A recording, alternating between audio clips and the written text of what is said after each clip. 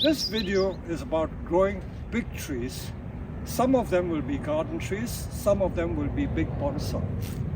These are Japanese yews that came from Japan, and we buy them small and grow them big. These tall pines that you see, which are about 50, 80 feet tall, they were planted in 1986 when I came here. 1,000 of them, and I had to dig them all up because they got too big, but some of them are in pots, but the rest are that big. So these are the big trees, and if you look around, these are the trees we grow. See the sign of it. This is San Jose Juniper.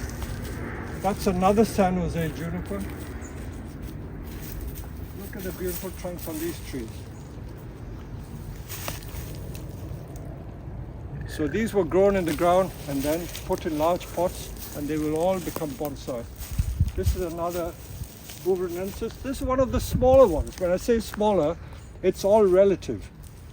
And then this monster was the black pine that grew too big, and I had to fell it. So they eventually grow too big and they won't be usable as bonsai. These continue to grow, and I can either use them as garden trees. These are all the dwarf Scots pine, Pinus sylvestris bouverensis, and they all have potential for becoming bonsai. They're so vigorous that you get, this is it, 1 year's growth is that long. All 1 year's growth. So you have to keep pruning back to get control of it. These are different types of junipers that I used to experiment with. When I came to the nursery, I used to purchase a lot of trees from British nurseries, and these are some of the Chinensis junipers, all different varieties called Grey Owl and Robusta Green. So there's many varieties of the Chinensis species, and Chinensis species are very big species. So this is how we grow them. Look here, there's another big San Jose. So we have San Jose's everywhere, and these 6 foot, 8 foot, 10 foot tall trees are all the dwarf Scots pines, Pinus sylvestris bouverensis. And look at this monster here. Let's come here.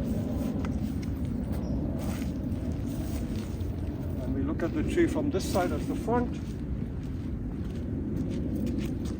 This is easily 10 foot tall, and look at the trunk.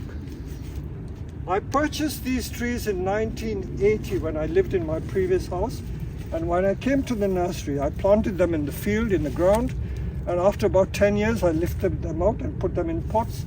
So they've alternately been growing in the ground and in pots, and this is the size they become.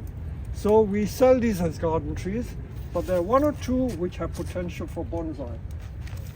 Talking of potential, look at this. There's another San Jose juniper, and that, I'm not kidding, it's got a trunk of about 8 inches in diameter. San Jose juniper. So they will all have potential for bonsai, and I've got to deal with them because I don't want to let it grow just for the sake of letting them grow.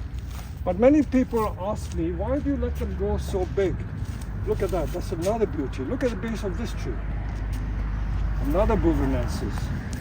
So these will all become like big garden trees, but again some of them have potential for becoming bonsai, and I will show you how we deal with them. So wherever you look, you'll find these massive trees. Now this is a large Juniper Chinensis Grey Owl. Grey, it's got a slightly grey foliage, and this is being made into a garden tree. Again, I purchased this in 1980 from a nursery in Woking at the other end of Surrey, and we've been training them into these large garden pines or garden style trees for landscaping. And we've got another very big one, I'll show you that in a minute. So look at this Bouverensis. If you come around here and look at the trunk, you've got to see it in close-up to realize how thick this tree is. Mind you, all these Bouverensis are grafted trees, but the graft is so good. Look at the base there. The transition between the graft and the top of the tree, the sign is almost indistinguishable. So there's very good graft, and there's still a lot of movement, and I will convert this into a very large bonsai. So this is the sort of material I have. Let's walk a little more. The more you look, the more you find all these trees with monster trunks, 6-inch trunks, and I will deal with each and every one of them. A lot of people ask me, why do you just leave them around? I don't just leave them around. Over the years, if you come and look at this one, I can explain to you what I have been doing. Some of these branches have been pruned in the past.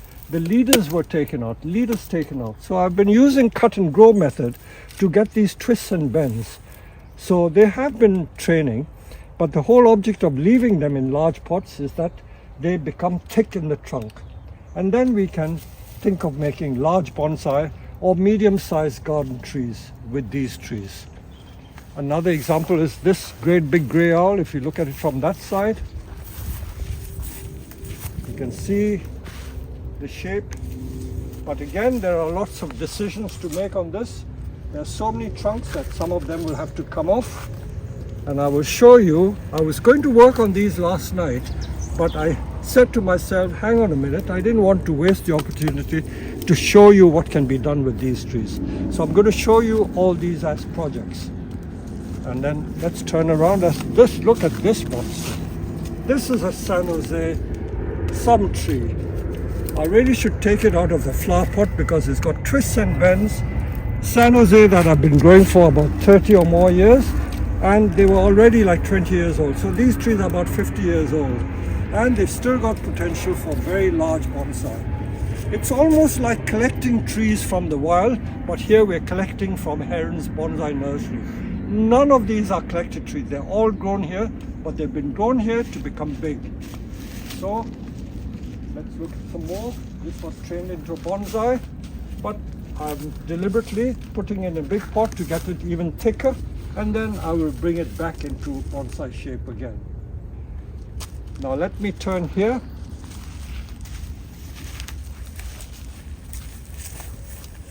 Look at all these apples. We have an apple tree growing here, and all these apples, we have tons of apples which no one wants. And you must be wondering what this tree is. This tree is called Juniper chinensis robusta green. You can see that it has split the pot. It was growing in a pot and the roots went into the ground, split the pot, and lo and behold, the trunk is about 6 to 8 inches at the base. And typical Peter Chan, I'm forever air layering, but I say to myself, there comes a point when I must stop air layering because I won't be able to see the end of it. So let's try and get the benefit of some semblance of a tree. So let me show you, since I'm in the mood, I'm going to take some of these off so that I won't have to be waiting forever. So main thing is getting a good view of the trunk so that we can see what there is. So let me bring my mini chainsaw, keep homing in on that tree, look at the details.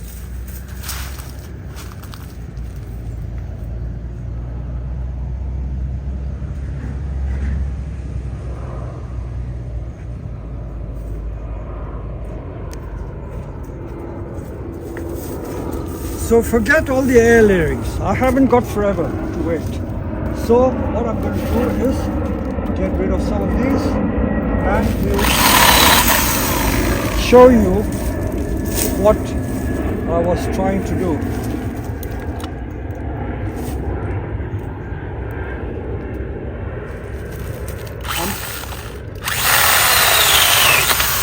I'm keeping some of these short stubs for making gins.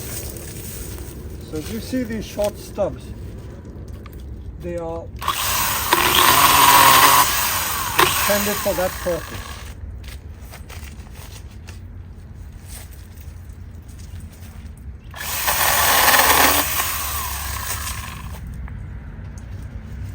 I'm trying to find a line for this tree. All trees have a nice line.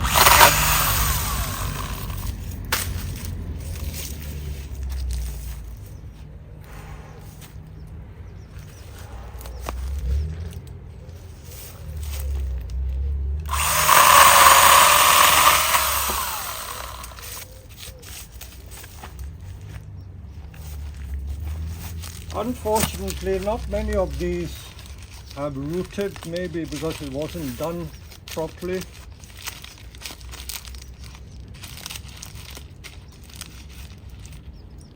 We have volunteers who come to the nursery, and these are some of the jobs I get them to do, but they're not often done properly, so they don't always end up successful.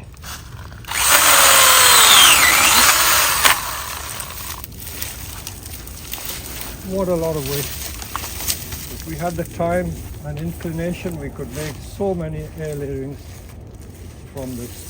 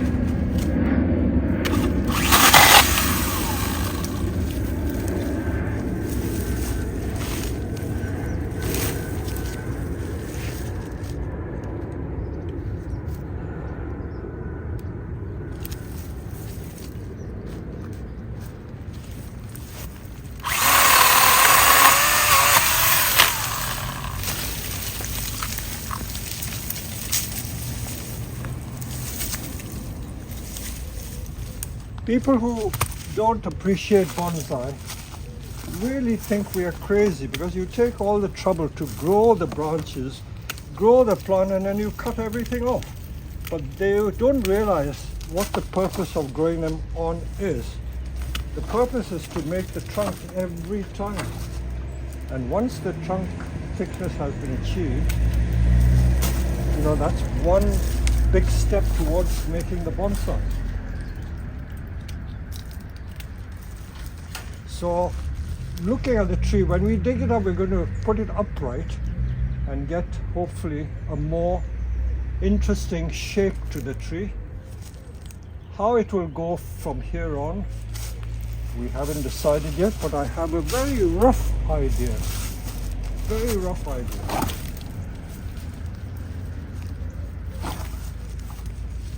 With all bonsai design, it is having the vision. Once you have the vision, everything else is easy.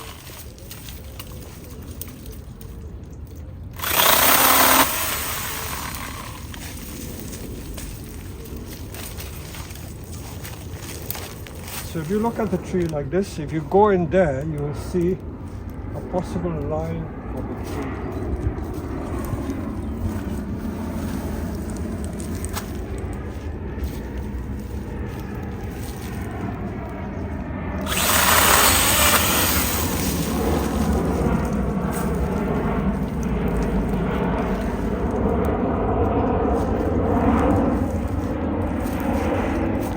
This will definitely be taken out, dug up in the autumn. Now, looking at the tree here and the possible leader, this could be a leader, that could be a leader. Even that one at the back could be a leader. So I'm going to take some of it off.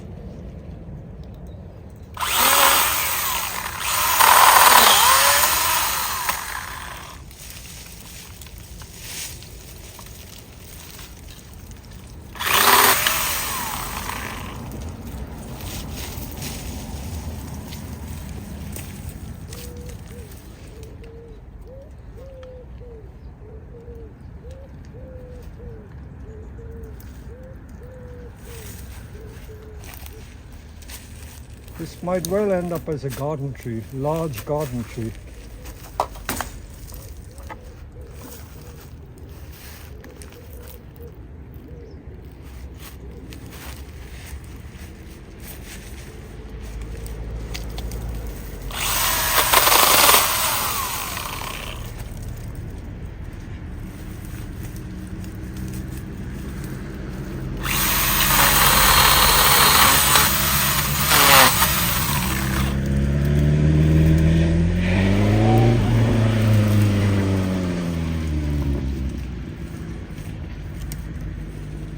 stay here. I'm going to go to the back and do some sowing.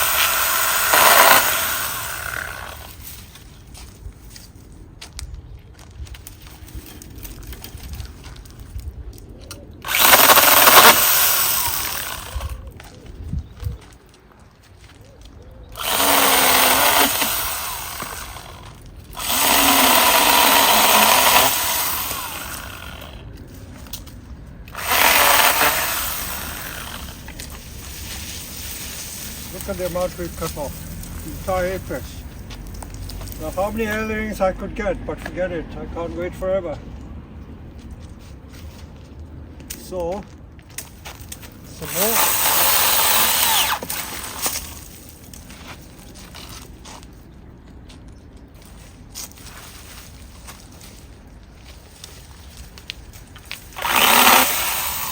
So that is what we say is more manageable.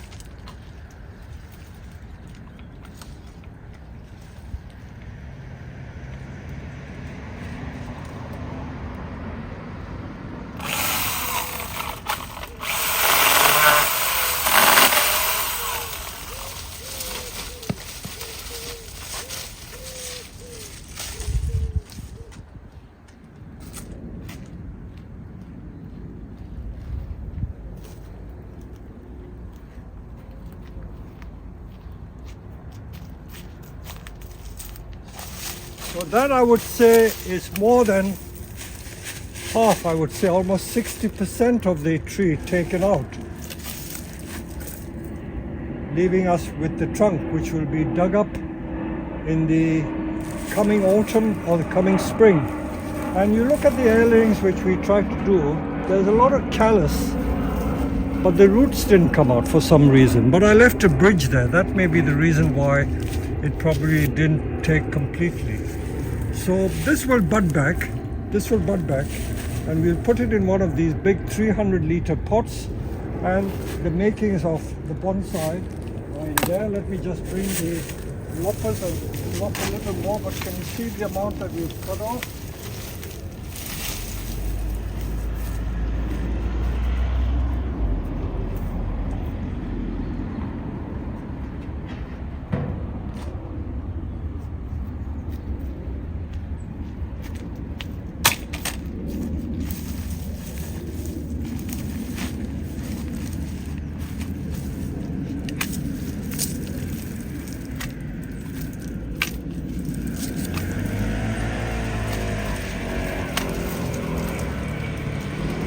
I just had a customer earlier this afternoon, and he says, oh, you're only hoarding your trees. But what they don't appreciate that in bonsai, it is a long waiting game. We do not look for short-term gains. You have to be patient and wait for results over the longer term. So this, after about 25 or 30 years, we end up taking 60 or 70% out, just to get a tree stump. And that is what we call bonsai in the making. Now let's move to a very interesting San Jose, because that is more recognizable. When I say more recognizable, I don't think anyone who is not really into bonsai would really appreciate it. So if you look closely at the base, picture is in such a deep pot, but if we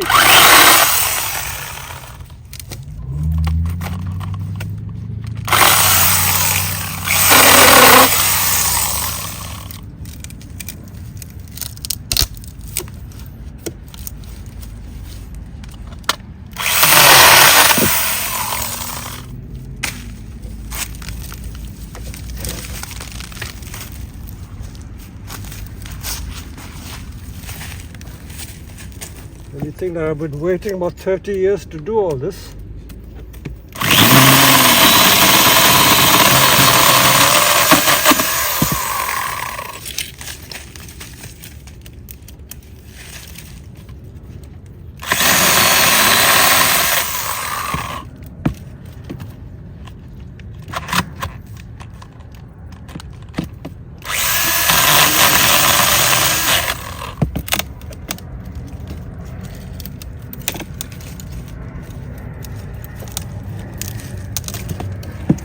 So all I'm doing is rationalizing the base.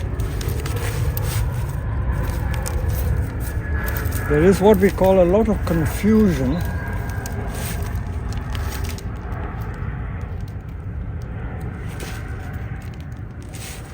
Some of these long branches can end up as driftwood, dramatic driftwood.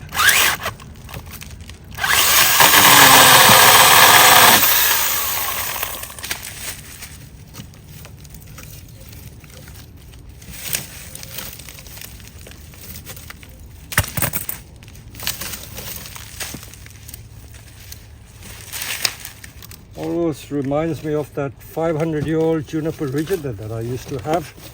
The trunk is exactly like this. And they do bud back. Different angle of planting to consider. You see, at least I can now see more of the trunk.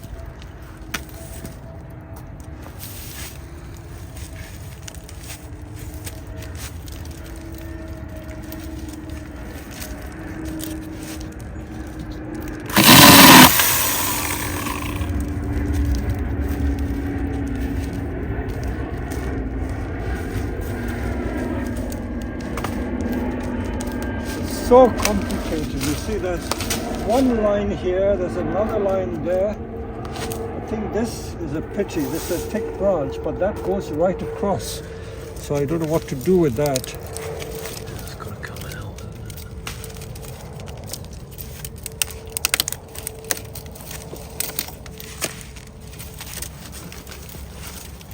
I think the roots probably have gone in the ground. We may have to lift it out with the digger. But at least you can now see the beauty of that trunk there. So I know that it's like a O shape. That is coming this way. Normally we would take that off. But if I take that off, it might be a bit premature.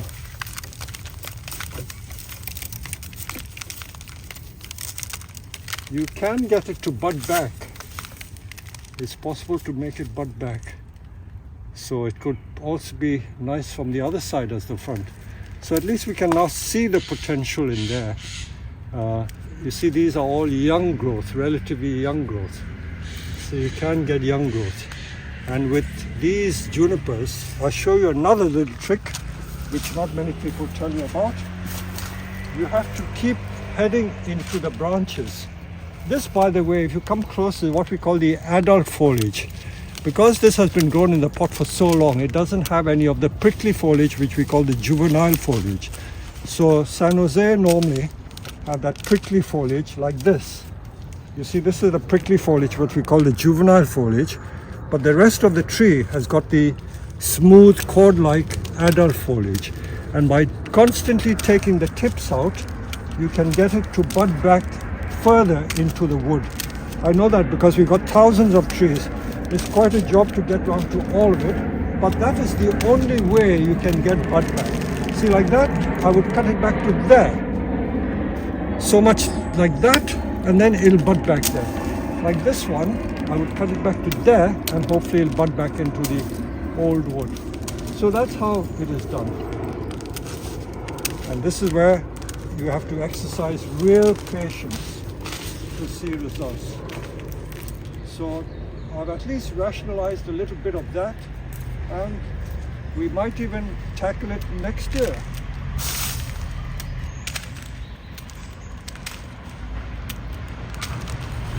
So this is the sort of material we have on the nursery. Lots and lots of it. So this hopefully will give you a taster of what you can make from these big trees. There you go.